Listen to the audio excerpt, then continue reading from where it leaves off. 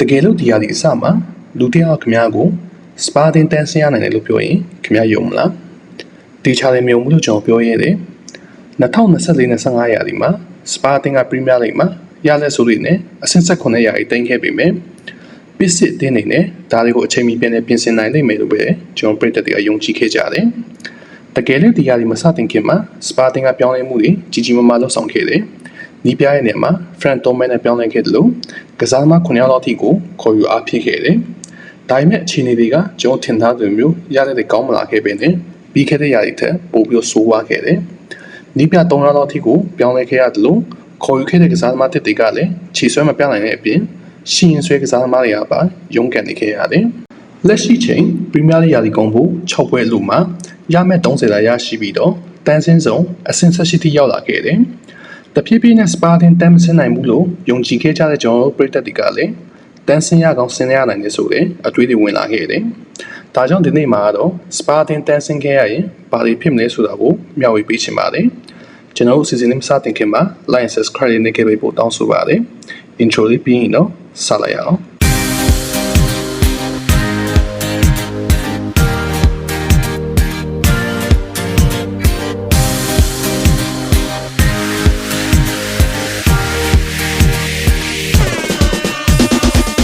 တကယ်လို့စပါတာဒီယာဒီမှာတန်းဆင်းခဲ့ရရင်တဆင့်နိုင်တဲ့ချန်ပီယံရှစ်ကိုတွားရောက်ကစားရမျိုးတာမကပဲနဲ့အတင်းရဲ့စီးပွားရေးစနစ်တစ်ခုလုံးပျက်စီးသွားနိုင်တဲ့အပြင်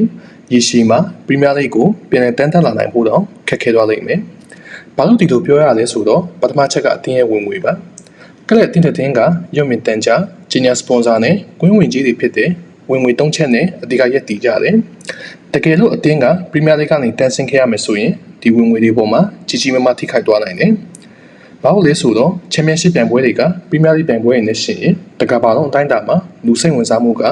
ကွာခြားမှုကြီးကြီးမားမားရှိတယ်။မြင်အောင်ပြောရရင်ပရီးမီးယားလိဂ်ရဲ့တနစ်တာရုပ်တံထုတ်လုပ်ခွင့်ဝင်ငွေကအတင်းတင်းကိုပြန်များအားဖြင့်ပေါင်တန်း120ဝန်းကျင်မှာခွဲဝေရရှိကြပြီးတော့ချန်ပီယံရှစ်တင်းတွေကတနစ်ကိုပေါင်15တန်းဝန်းကျင်သာရရှိကြတယ်။ဒါကဘာကိုပြသနေလဲဆိုရင်ပုံမှန်ဥရောပအသင်းကြီးတွေကိုရှင်နိုင်တဲ့အသင်းတင်းကရုပ်တက်ဆိုလို့အတင်းရဲ့ဝင်ငွေစီစဉ်မှုတောက်တိုင်းပြိုလဲသွားတာကိုပြသနေတယ်။စပါတင်ရဲ့ခြေနေကတခြားတင်းရဲ့ထက်ပိုပြီးတော့ဆိုးတယ်။သူတို့ကကမ္ဘာအဆင့်ဘောလုံးကွင်းတစ်ကိုတိစောက်ထားတာမကြသေးဘူး။ဒီကွင်းကိုပန်ချင်းငွေပေါင်တန်း1000ကျော်နဲ့တိစောက်ထားပြီးတော့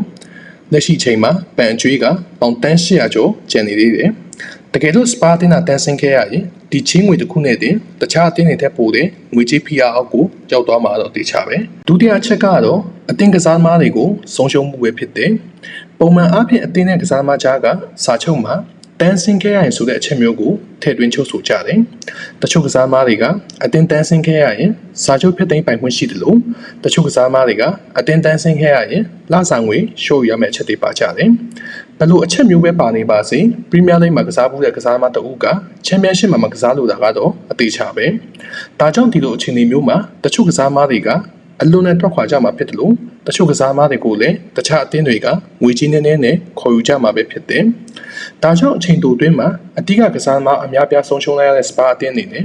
ရေတိုမှာအသင်းကိုပြန်လည်တည်ဆောက်နိုင်မှာမျိုးမဟုတ်ဘဲနဲ့အချိန်ကာလအတန်ကြာအားနည်းသွားနိုင်တယ်။တတိယချက်ကတော့အသင်းရဲ့ပုံရိပ်ကျဆင်းခြင်းပဲ။စပါအသင်းကပရီးမီးယားလိဂ်ရဲ့ပစ်စစ်အသင်းဆိုပေမဲ့တန်းဆင်းရလာတာနဲ့အတူထိပ်တန်းပြိုင်ပွဲတွေမှာပျောက်ကွယ်သွားမှာဖြစ်တာကြောင့်လူတွေရဲ့ကျူးဆိုင်မှုရောချလာမှာဖြစ်တယ်လို့တန်ဖိုးရှိတဲ့စပွန်ဆာတွေလုပ်ငန်းအခွင့်အရေးတွေလည်းဆုံးရှုံးသွားမှာပဲဖြစ်တယ်။ဒါကြောင့်စပါတင်နာဒီယာဒီမှာအခက်မတင်လို့တန်းဆင်းခဲ့ရရင်အခုပြောတဲ့အချက်၃ချက်ရဲ့ရိုက်ခတ်မှုနဲ့အတူအချိန်တိုအတွင်းမှာအတင်းရဲ့ကဏ္ဍအသီးသီးကစနစ်တစ်ခုလုံးပျက်စီးသွားမှာဖြစ်ပြီးတော့ရေတိုမှာပရီးမီးယားလိဂ်ကိုပြန်လည်တက်လှမ်းနိုင်မှာမဟုတ်တဲ့အပြင်ဒေဝါလီခံရဖို့ပါအန်ဒီရှိတယ်။ဒီနေရာမှာတချို့တွေကတော့2006-2009ရာသီက Serie B ကိုတန်းဆင်းခဲ့ရတဲ့ဂျူပင်တက်အသင်းကလည်းတနည်းအတွင်းပြန်လည်တန်းတက်လာနိုင်ခဲ့တဲ့တာတကားတွေရှိတာပဲလို့ပြောကောင်းပြောနိုင်တယ်။ဒါပေမဲ့လက်ရှိစပါအသင်းနဲ့ဂျူပင်တက်အသင်းရဲ့အခြေအနေကလုံးဝမတူဘူး။2006-2009ရာသီမှာဂျူပင်တက်အသင်းကရလက်မကောင်းလို့တန်းဆင်းခဲ့ရတာမျိုးမဟုတ်ဘဲနဲ့လုတ်ပွဲအရှုပ်တော်ပုံပြစ်ဒဏ်ကြောင့်တန်းဆင်းခဲ့ရတာပဲဖြစ်တယ်။ဒီလိုအခြေအနေမျိုးမှာဂျူပင်တက်အသင်းက Serie B ကိုရောက်သွားပြီမဲ့အသင်းကမူလဖောင်အကောင်းတိုင်းဆက်ရှိနေသေးတဲ့အတွက်